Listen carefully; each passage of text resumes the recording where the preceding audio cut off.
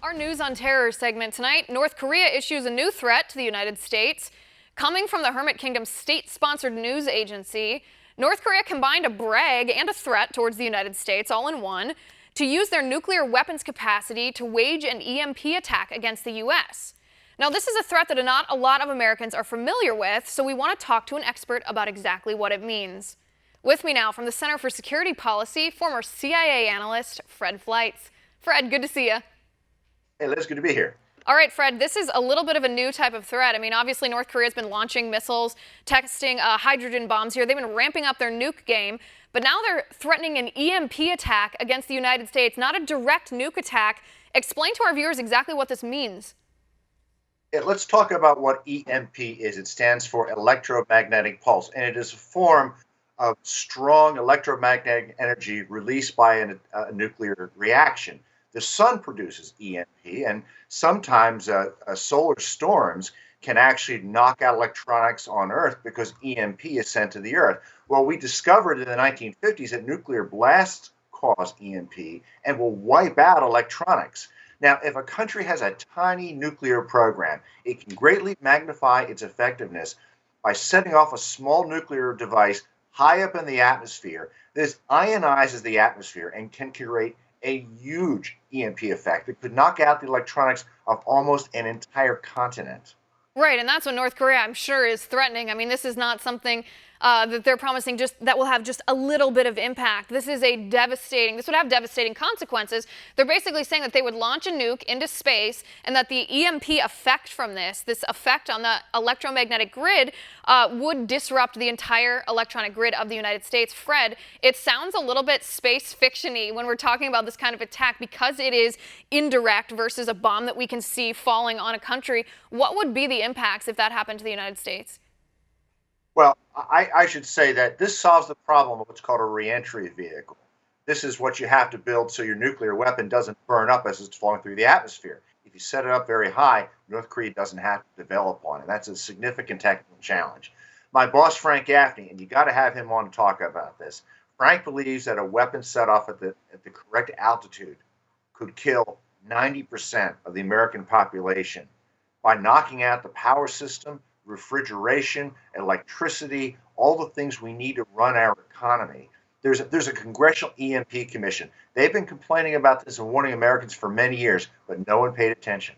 No, and I guess let me ask you this. How do we defend? How does anyone defend against an EMP attack? This isn't something where you can shoot down a missile before it hits you. If it's not aimed at your country, you may not know it's coming. I mean, how do you stop the effects or how do you defend against this?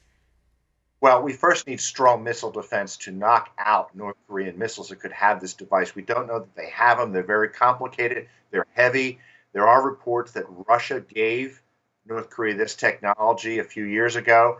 The biggest vulnerability are power transformers. You know, those large devices you see around your city. Some of them are very expensive and time-consuming to make, and if enough of them break down, it could be many months before the power grid could be restored. Right, and let's not forget the impact that would have on, I mean, everybody's day-to-day life, but I guess I'm excluding healthy people for a second and talking about hospitals, nursing homes, any type of care, critical care for which electricity is necessary. It's scary to think about, Fred. So that's the problem that we have. That's the threat against us. Let's talk about the solution for a second, because it's certainly not an easy solution. President Trump seems to be working on it. I'm not sure how far he's come or not. He talked to the Chinese president. This is what he said afterward. We had a very good phone call. It lasted for a long time. President Xi would like to do something. We'll see whether or not he can do it.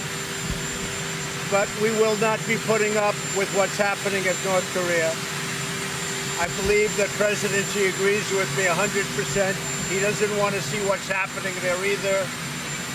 We had a very, very frank and very strong phone call.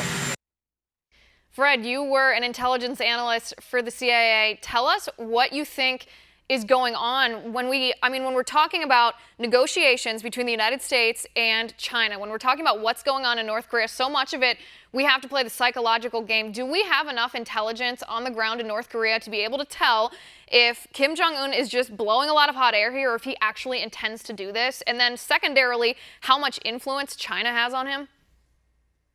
Well, I'm worried that this is not a deterrent. This is an offensive nuclear program that North Korea could one day use maybe to blackmail South Korea into uniting under the North's terms. It would be a catastrophe, maybe force all U.S. forces to leave Asia. I think China is very worried about this. China's actually worried that radioactive gases may be seeping across the border. This has been a concern for some time. But a blast that may be 100 kilotons, and today they're saying it may even have been larger.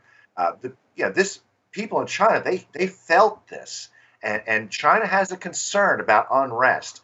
The Chinese people don't like the North, don't like the Koreans either. I mean, there's a racism issue here, and I think that the idea that there could be huge nuclear weapons being tested right across the border is something the Chinese people are going to be very worried about. Right, and I mean, I guess they should be. They should also be worried about the refugee issue that would inevitably flood their borders if something were to happen militarily. Trump says military action is not his first choice. I understand that from the perspective that China has said previously, just a week or so ago, that if North Korea acts first, that China will remain neutral. But if the United States acts first militarily, China will back North Korea militarily. That does put the United States in a bind just a little bit. But how much influence does China have? Is that why they're not putting more pressure on North Korea because they really can't control him, or do they honestly not feel that strongly about getting involved? I don't think China has ever faithfully enforced resolutions against North Korea. It's always looked for exceptions. For example, it's resisted an oil embargo. Well, next week we want an oil embargo against North Korea. That would really hurt. We want to cut it off from the international financial system. That would really hurt. There's a Wall Street Journal article today that North Korean scientists developed these nuclear missile programs by getting PhDs in China, which is a violation of Security Council resolutions. China has to come to the decision that this is a serious threat to China and to start cooperating. Right, and I think President Trump might be right. It's time to start sanctioning anybody who does trade anything whatsoever with North Korea, because it's simply dangerous. We have to cut them off. Something has to be done. We can't do 20 more years of this like President Clinton and then President Obama did. It simply won't work anymore. Fred, thanks for being on the show. I appreciate it.